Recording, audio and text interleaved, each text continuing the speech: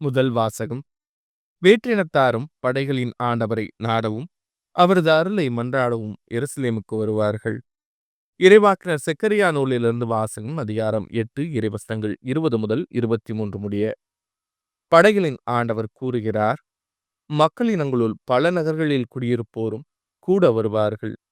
ஒரு நகரில் குடியிருப்போர் மற்றொரு நகரினரிடம் சென்று, நாம் ஆண்டவரது அருளை மன்றாடவும் படைகளின் ஆண்டவரை வழிபடவும் தேடவும் நாடவும் விரைந்து செல்வோம், வாருங்கள், நாங்களும் வருகிறோம் என்று சொல்வார்கள். மக்களினங்கள் பலவும் வலிமை வாய்ந்த வேற்றினத்தாரும் படைகளின் ஆண்டவரை நாடவும் அவரது அருளை மன்றாடவும் எருசலேமுக்கு வருவார்கள்.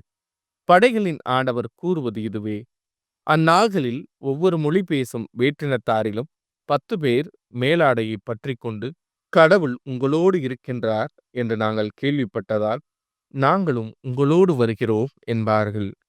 இது ஆண்டவரின் அருள்வாக்கு. இறைவா, உமக்கு நன்றி. பதிலுரை பாடல். கடவுள் நம்மோடு இருக்கின்றார். நகரின் அடித்தளம் திருமலைகளின் மீது அமைந்துள்ளது.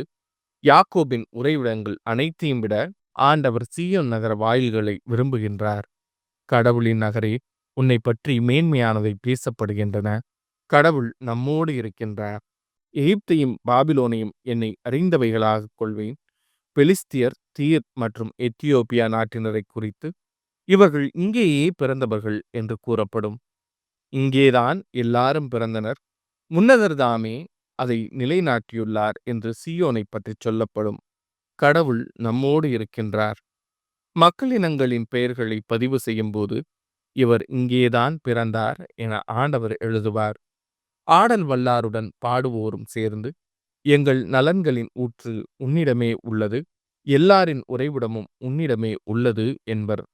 கடவுள் நம்மோடு இருக்கின்றார். நற்செய்திக்கு முன் வாழ்த்தொலி. அல்லேலூயா, அல்லேலூயா.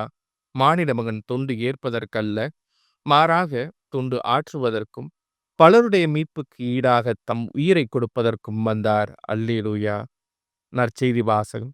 இயேசு எருசலேம் செல்லும் நோக்கமாயிருந்தார். லூக்கா எழுதிய தூய நற்செய்தியிலிருந்து வாசகம். அதிகாரம் 9 இறைவசனங்கள் 51 முதல் 56 முடிய. இயேசு விண்ணேற்றமடையும் நாள் நெருங்கி வரவே எருசலேமை நோக்கிச் செல்ல தீர்மானித்து தமக்கு முன் தூதர்களை அனுப்பினார்.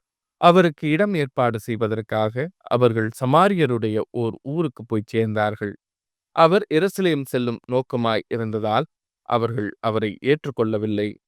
அவருடைய சீடர்கள் யாக்கோபும் யோவானும் இதைக் கண்டு, ஆண்டவரே, வானத்திலிருந்து தீ வந்து இவர்களை அழிக்குமாறு செய்யவா? இது உமக்கு விருப்பமா என்று கேட்டார்கள். அவர் அவர்கள் பக்கம் திரும்பி அவர்களை கடிந்து கொண்டார். பின்பு அவர்கள் வேறு ஓர் ஊருக்குச் சென்றார்கள். இது ஆண்டவரின் அருள்வாக்கு.